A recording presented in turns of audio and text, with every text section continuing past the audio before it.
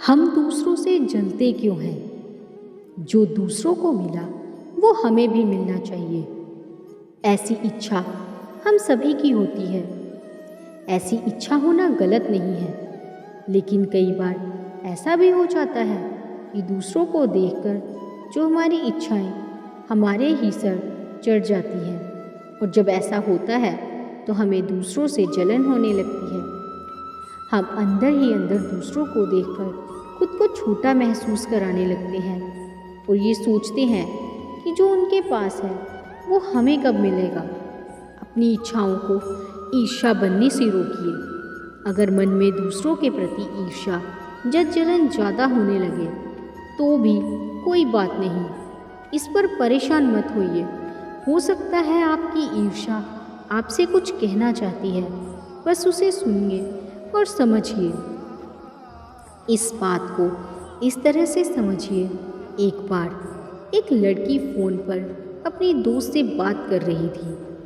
वह बोली, हाँ मुझे बुरा लग रहा है, हम दोनों ने एक ही कोचिंग से पढ़ाई करी, फिर भी तू मुझसे अच्छी रैंक ले आई। मैं हमेशा तुझसे अच्छी रैंक लाना चाहती थी, पर अपनी मेहनत से तेरा बुरा चाहकर नहीं। उस लड़की के मन में भी अपनी अपनी दोस्त के लिए जलन का भाव था, लेकिन उसने दोस्त के सामने अपनी जलन को बड़ी ही आसानी से जाहिर कर दिया। और अच्छी बात यह थी कि उसके बाद भी दोनों देर तक बातें करते रहे। ईर्ष्या हमारे और फीलिंग्स की तरह ही है, पर हर किसी के माइंड में इसका असर एक सा नहीं होता। कोई दूसरों से जलता है तो उनका बुरा करने की सोचने लगता है, उनके बारे में उल्टी सीधी बातें करना लगता है।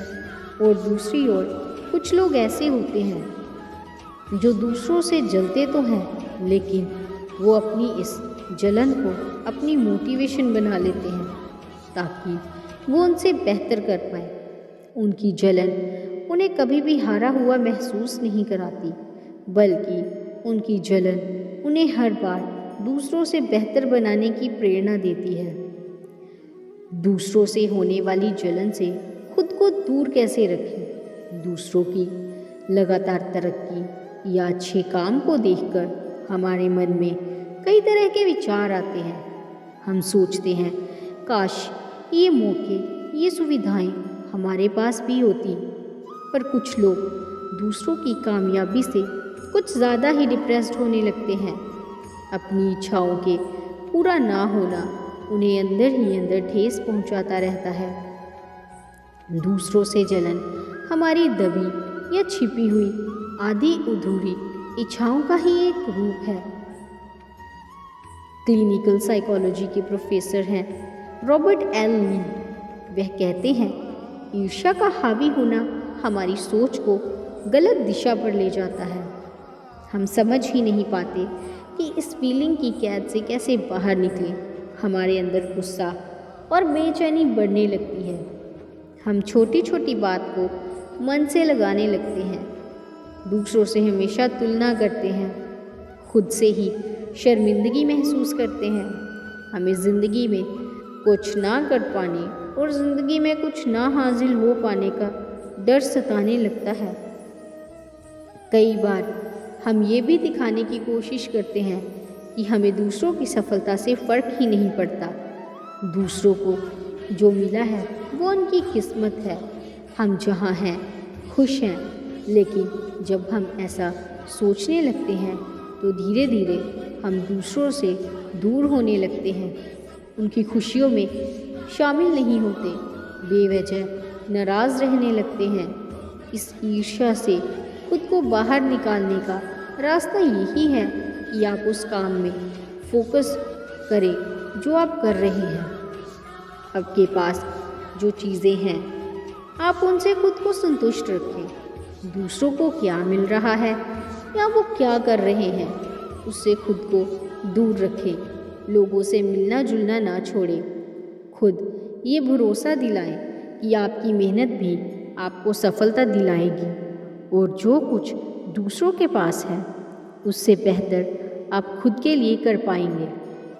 ईर्ष्या को अपनी मोटिवेशन बनाएं, ना कि अपने डिप्रेस होने की वजह। खुद में कैसे लाएं बदलाव? दूसरों से होने वाली ईर्ष्या हमें कुछ नया करने से रोकती है।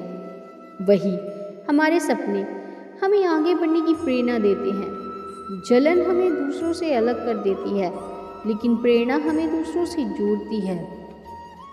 क्लिनिकल साइकोलॉजिस्ट बारबरा ग्रीनबर्ग कहती हैं, अपनी जलन को एक सपने का रूप दें, उसे अपनी मोटिवेशन बनाएं।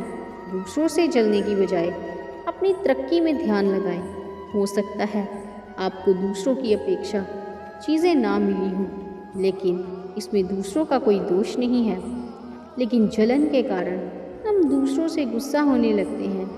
ऐसे में हम गुस्से में उन लोगों को अपना दुश्मन मानने लगते हैं जिनकी कोई गलती नहीं होती। इसलिए खुद से सही सवाल करें, खुद को ऊपर उठाने की कोशिश करें, दूसरों को नीचा दिखाने की नहीं। यह भी देखें कि दूसरों की जिस सफलता पर आप जल रहे हैं, क्या वह सच में आपको चाहिए? अगर हाँ, तो उस जलन को एक सपने का रूप दें और उसे पूरा करने की कोशिश करें। खुले दिल से स्वीकार करें कि हाँ, आप में जलन की भावना है और आप उसे दूर भी करना चाहते हैं। खुद पर काम करना हमें निराशा से बचाता है, हमारा आत्मविश्वास बढ़ता है। दूसरों की सफलता के साथ हमें उनकी मेहनत पर भी नज़र रखनी चाहिए। पॉजिटिव सोच रखें, दूसरों को जो मिला है उसके बारे में ना सोचें, बल्कि ये सोचें कि आपके पास क्या है जो आपके लिए ज़रूरी है। दूसरों से बिना वजह और किसी भी मामले में अपनी तुलना ना करें। दूसरों के सफल होने के लिए कितना स्ट्रगल किया है वो भी देखें और उनकी कोशिश को कभी नज़रअंदाज ना करें। ऐसा करने से ही समझ आता है कि सब कुछ बहुत अच्छा या आसान ही नहीं होता। अपनी बेहतरी के लिए काम करें, कुछ नया करने, कुछ नया सीखने से आपका सेल्फ कॉन्फिडेंस भी बढ़ेगा। जलन या ईर्ष्या का भाव अगर बढ़ने लगे तो किसी एक्सपर्ट से बात करें और अपने मन को शांत रखने की कोशिश करें। सफल होने का मतलब हर किसी के लिए अलग अलग होता है। आपके जीवन में क्या अच्छा है, इस पर भी ज़रूर ध्यान दें।